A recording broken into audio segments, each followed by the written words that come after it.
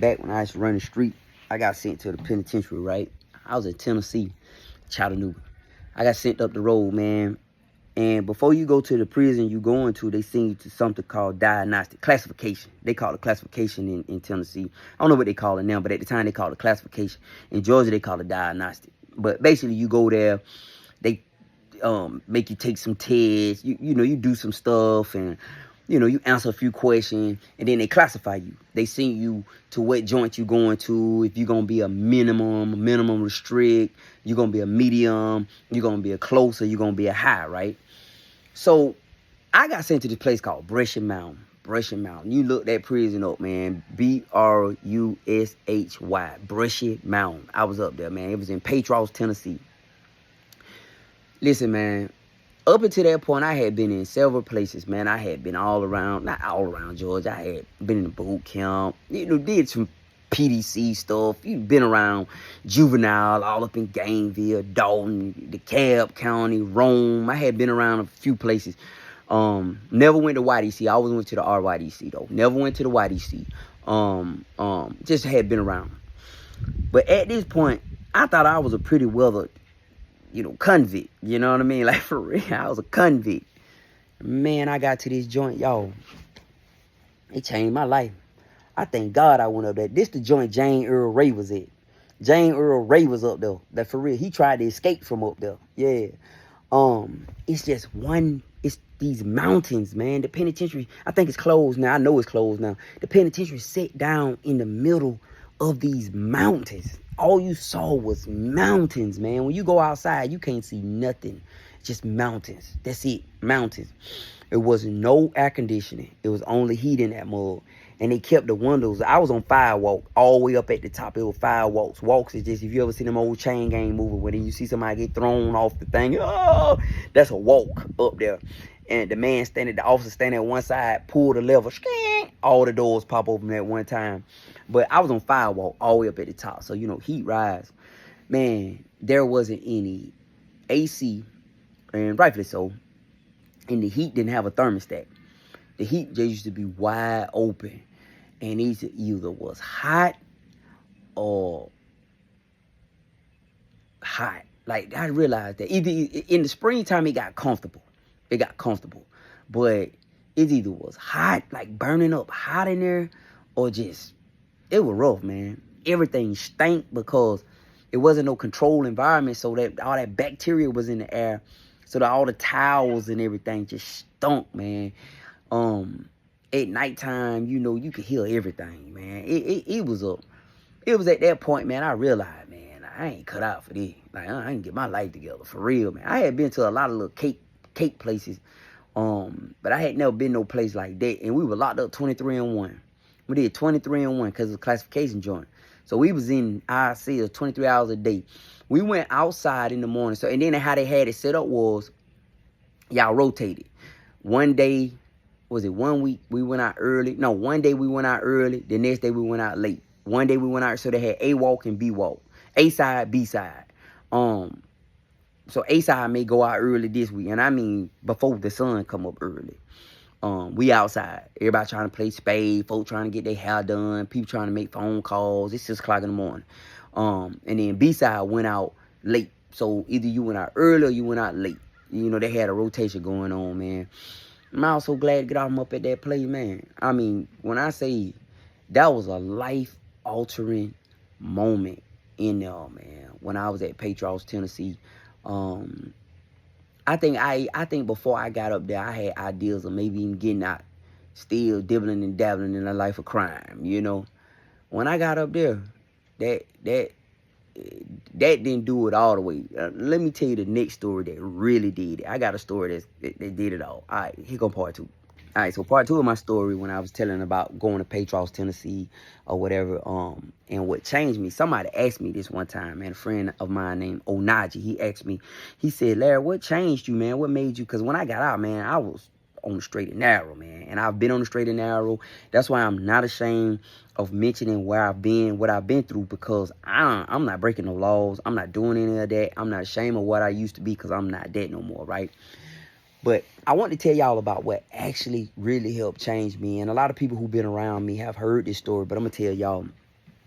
So I was in Patros, Tennessee. Then from Patros, I got classified. I was an escape risk because I escaped from the Hamilton County Jail in Chattanooga, right? So I would never go outside the walls, even though I only had 6 years and I was a low risk person. But the best I could get was a minimum restricted. A minimum restricted basically mean, they call it minimum restrict. Basically, you get all the benefits of being a minimum, but you can't go to the annex outside the wall, work, the annex job. And I'm pretty cool with that. I was pretty cool with that. But so I got sent to this place called Bledsoe. It was in Pikesville, Tennessee. I went to Bledsoe, got to Bledsoe. Bledsoe was laid back. I'm so grateful, man. God had his hand on me, and I got sent to a great place. I got put in Unit 5 at the time. I don't know how to change. I don't know how it is now, the penitentiary is now, but at the time, it was 16 units. The first 2 was what they call STG groups, security threat groups. So all the gang members from around the state, the big-time gang members, they got sent there. And they had a program there. Then you had 2, 3, 4, 5, no, 2, no, it was 3, 4, 5. 1, 2 was STG, 3, 4, 5, 6, 7, 8, 9, 10, 11, 12, 13. That was 14 units. 14. Unit 14 was the sex offender unit. So all the sex offenders from around the state, they made them go through these programs, and they had to go be in that unit down there, right? It's a different place. But anyway, I got put in Unit 5. Unit 5 was eventually changed into what they call an honor dorm, where you start having privileges, like, they treat you, it was cool. It had a backyard on it. But everybody in there had life. Everybody in the honor dorm had life. This was the place all the doggone lifers wanted to be. Because the thing about the lifers is, the lifers want to make their time as easy as possible. So this is the best thing that could have happened to me, y'all. For real. At this point, I had ran the streets. I only had 6 years at the time to do. And men, because I was a minimum restrict at the time, we got 16 days a month. All you had to do was stay out of trouble of good time. Like 16 days a month of good time. So I did my 6-year sentence in 4 years, 2 months, right? And the only reason why it took me that long is because I had to do 1 year for escape.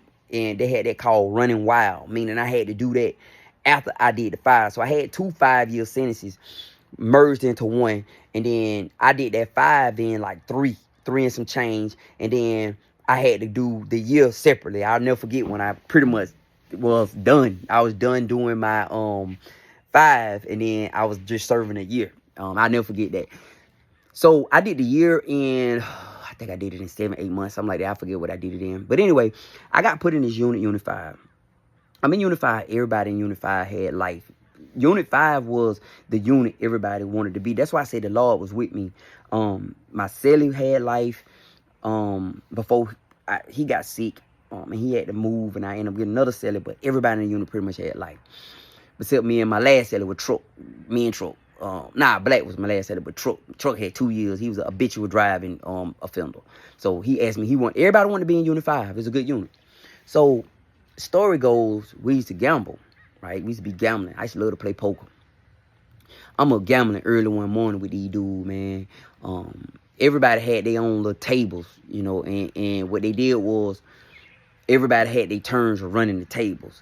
So, all the different little groups had their tables. I wasn't with no group, but I just was cool. But, the GD ran the table one day. The AB brothers ran the table one day. Crip may run the table. VL may run the table. Like everybody had a chance to run a gambling table, right? So, this morning I'm at the GD table early one morning. That's games, y'all. It's games. I'm at the GD table this early one morning gambling. I never forget the dude named June was running the table, and I'm sitting at the table looking around. I'm paying attention to everything. I realize June cheating. I realize he cheating. They swapping decks of cards out. These dudes just talking, but June changing cards out. And it was a dude out of Nashville named Chuggaloo. Crazy name, but Chuggaloo. Now, mind you, all these dudes got life without parole, everything. I'm 6 years sitting up in that mode gambling. Like, that me, eh? So, Chuggaloo, we call him Chuggy. Chuggy done found out that June cheating, right? Chuggy go off. He jump up at the table. And I never forget it. This what changed my life. Y'all want to know what changed my life? This what I'm talking about. I ripped and ran the street. I was around some gangsters, man. Straight up. I met a lot of people. for real. And I know what I wanted to be. This changed my life. Chuggaloo realized June was cheating. Chuggaloo jumped up at the table and said, "Oh no, June, you ain't cheating me. I ain't going." June like, "Man, what you mean? Ain't no, he trying to act like, man, ain't nobody cheating you, blah, blah, blah." This what changed my life. Chuggaloo looked at him. He said, "Hey, man, I'm going to die in here too. So we could do that now or we could do that later. But you ain't cheating me." But when he said, "I'm going to die in here too," his voice broke.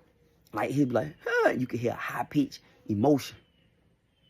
That did it for me. I immediately got out the game. Started buying books, started reading. I started reading like crazy, man. They let us bought like 5 books a month.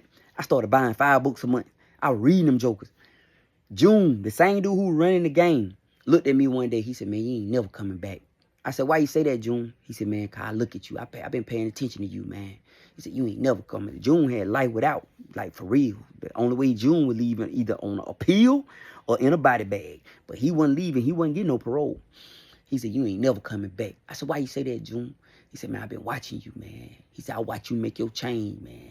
He said, "All you do is now just sit here and read these books, man. Like you trying to get yourself together." I learned about credit. I did everything inside the joint. I did, man. I was preparing myself to get out. But everybody asked me, what changed me? Everybody who knew me before said, "Man, what changed you, man? Man, we used to be like that." I tell them this story about Chuggaloo chugging. Early one morning in Bledsoe Penitentiary in Pikeville, Tennessee, at a GD gambling table, a poker table. We paying doggone 6 in a boat gambling. The dude chugging, man, done found out the house man, we call him the house man, was cheating, and stood up and was like, "I'm going to die in here too. We could do it now, do it later." But when he said it by that raw emotion, I heard his voice break like, huh. At that point, I said, it's over. Gave my life to God, bro. Y'all, this Larry, man. Peace. All right, man. So the point of the video series is not to glorify that life, because it's not a life to be glorified. But the point of the video series is to glorify God, number one.